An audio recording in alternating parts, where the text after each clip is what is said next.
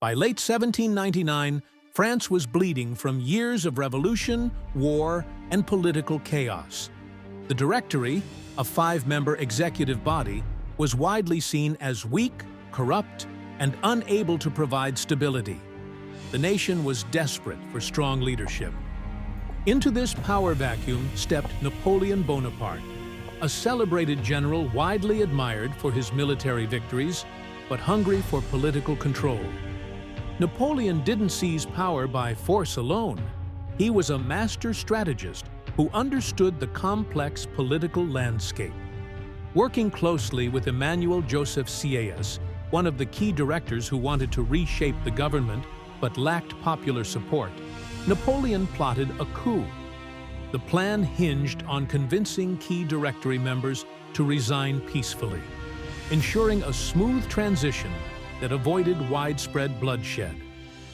On the morning of November 9, 1799, known as 18 Brumaire in the revolutionary calendar, Napoleon's brother Lucien, then president of the Council of 500, declared a supposed Jacobin plot threatening Paris.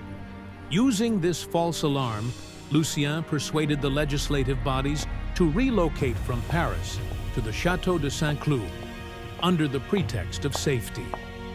This move isolated the government from the volatile city and made it easier for the conspirators to act. At Saint-Cloud, the coup began in earnest. Napoleon, commanding troops nearby, positioned himself as the guardian of the councils. As pressure mounted, three directors, Emmanuel Joseph Sieyès himself, Roger Ducos, and the influential Charles Maurice de Talleyrand, resigned one by one, effectively paralyzing the Directory.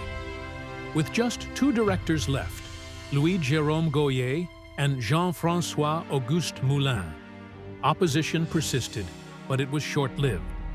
These two were arrested with the help of Napoleon's loyal ally, General Jean-Victor Marie Moreau, and forced to surrender. Throughout the day, Napoleon skillfully balanced force and persuasion. He secured military loyalty by surrounding Paris with troops and engaged in political maneuvering to convince undecided politicians that aligning with him was the only path to peace and order. His combination of military threats and promises of reform made resistance futile.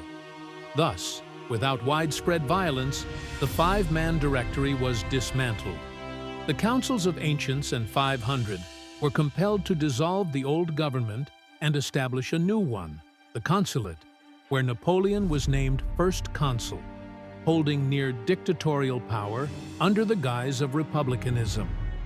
This masterstroke wasn't just a coup d'etat by force, it was a political coup based on manipulation, alliances, and timing. Napoleon's skillful orchestration of resignations, intimidations, and promises ensured that his takeover seemed like a necessary remedy to France's chaos rather than a power grab. From this day forward, Napoleon's path to empire was clear. The revolutionary generation with its ideals had passed, and a new era of centralized power and empire building had begun, all beginning with the cunning, calculated coup of the 18th Brumaire.